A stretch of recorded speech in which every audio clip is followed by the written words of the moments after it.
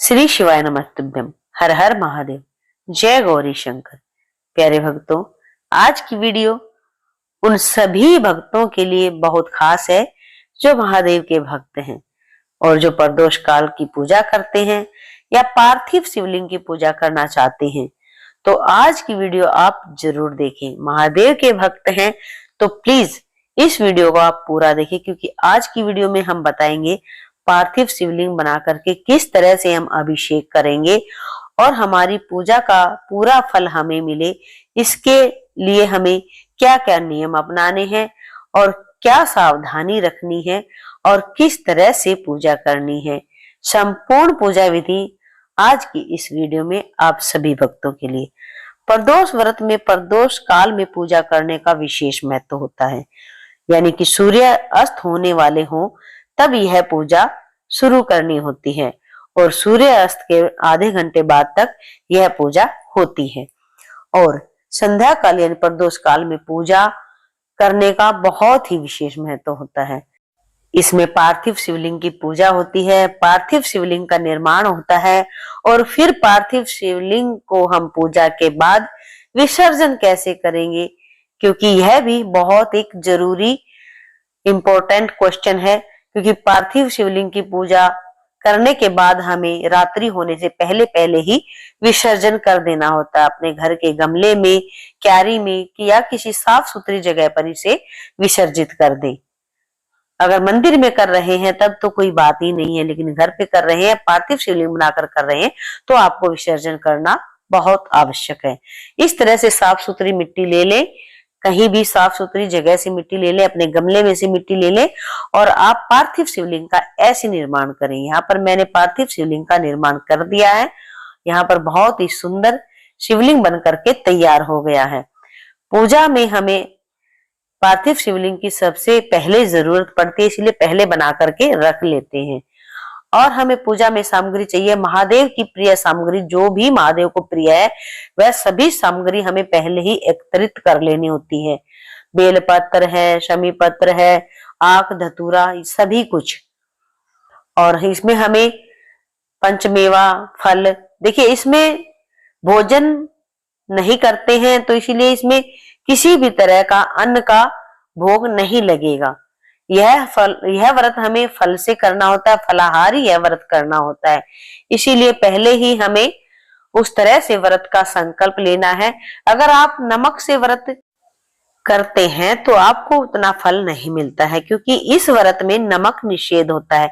लेकिन किसी कारणवश अगर आप मीठे से नहीं कर सकते हैं, नमक खाए बगैर नहीं रहा जा सकता है, तो आप अलग से इस तरह का संकल्प लें कि मैं एक समय भोजन करके ही इस व्रत को कर पाऊंगी। तो शुद्ध सात्विक आप बिना लहसुन प्याज का आप सेंधा नमक डाल करके भोजन ले सकते हैं। वो भी उनके लिए जो नहीं रह सकते और व्रत करना चाहते हैं, सिर्फ उनके लिए, बाकी सभी के लिए ये नियम नहीं है। देखिए, जहां पर हमने शिवलिंग की स्थापना करनी है उस बर्तन में हमने पहले सतिया बना लिया है और सतिया बना करके एक प्लेट को इस तरह से रख लिया है कि हमारा जो पार्थिव शिवलिंग है उस पर आराम से अच्छे से स्थापित हो सके। और फिर हमने बेलपत्र लेना है, बेलपत्र के ऊपर यानी बेलपत्री के ऊपर हमने शिवलिंग की स्थापना करनी है इस तरह से। और प्लेट को इस तरह से रखा कि हम जब अभिषेक करेंगे तो साथ के साथ हमारा जो पार्थिव शिवलिंग है वो अभिषेक से गल ना जाए, यानी पिघलने ना लग जाए। इसीलिए हमने उस बर्तन को इसीलिए वैसे रखा है कि वो नीचे डायरेक्ट ही जो हम जल का अभिषेक करेंगे, दूध का अभिषेक करेंगे, वो शिवलिंग से बहता हुआ नीचे की तरफ आ जाए बर्तन में। अब शुद्धिकरण करके हम जल का छिड़काव करके हम मूर्ति को साफ करेंगे, यानी अंकुपोषण करेंगे।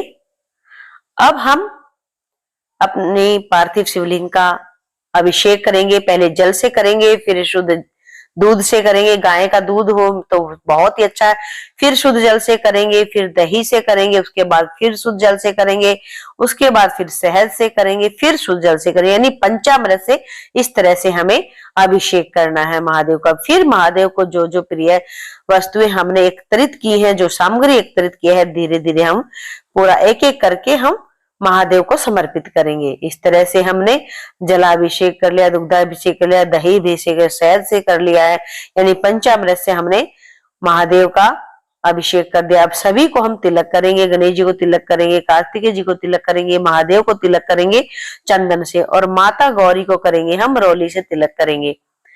इस तरह से सभी को तिलक करते हुए हम अब महादेव पर हम त्रिपुंड करेंगे चंदन से।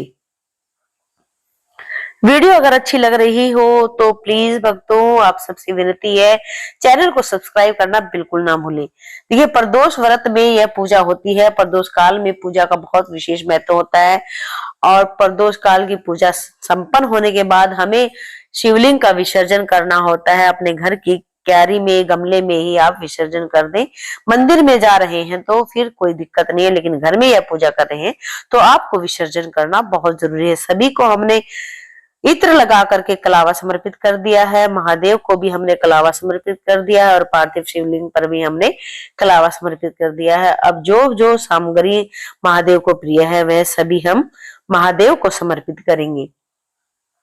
देखिए महीने में 2 व्रत आते हैं और दोनों ही व्रत करने होते हैं, और पीरियड में व्रत कर सकते हैं या नहीं। देखिए व्रत तो जरूर ही करेंगे, क्योंकि व्रत हम बीच में नहीं छोड़ सकते हैं। परिवार में कोई भी है तो पूजा आप उसी से करवा ले, लेकिन यह व्रत आपका जो आपने संकल्प लिया है उसमें काउंट नहीं होगा, ये ध्यान रखना।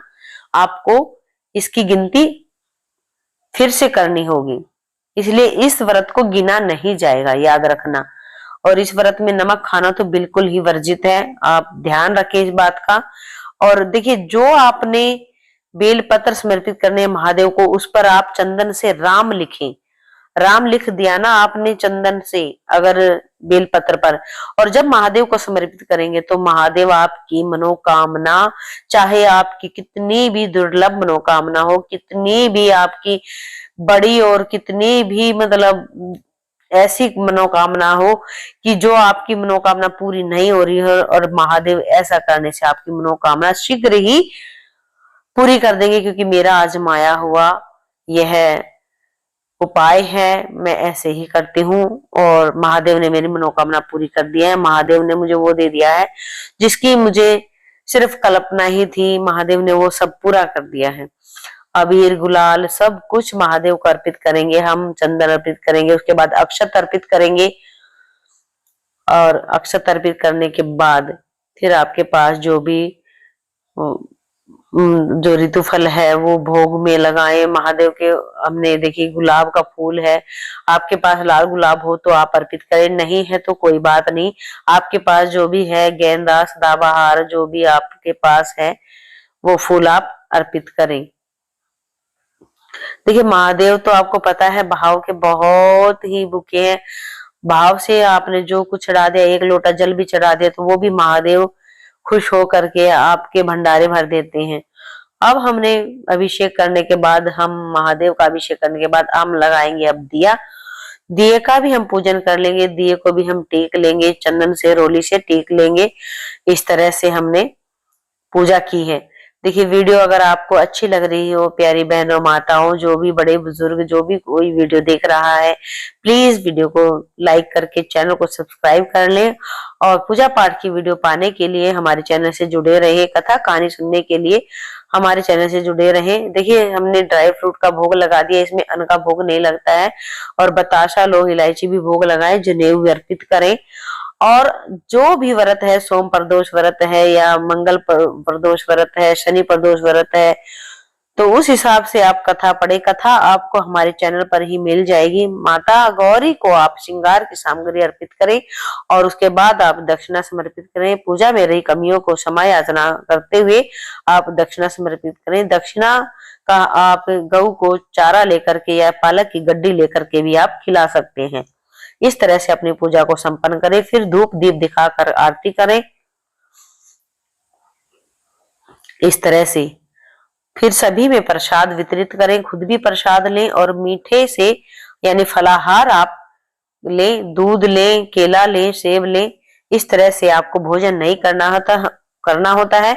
माता गौरी को आप 5 बार सिंदूर दान करेंगे, यानी सुहाग दान करेंगे, 5 बार, और फिर 5 बार करें या 7 बार करें, आपको जब माँ को सिंदूर अर्पित करें तो आपको उसमें से 3 बार सुहाग लेना होता है।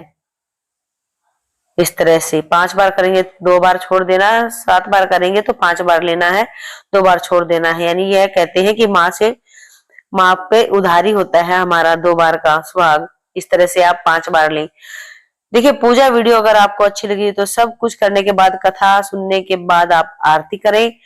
आरती आप अलग दिए से भी कर सकते हैं, लेकिन मैं कपूर से कर रही हूँ, अलग दिए से आपकी मर्जी है, आप अलग भी कर सकते हैं। वीडियो अगर आपको अच्छी लगी है तो प्लीज चैनल को सब्सक्राइब जरूर कर ले। हर हर महादेव।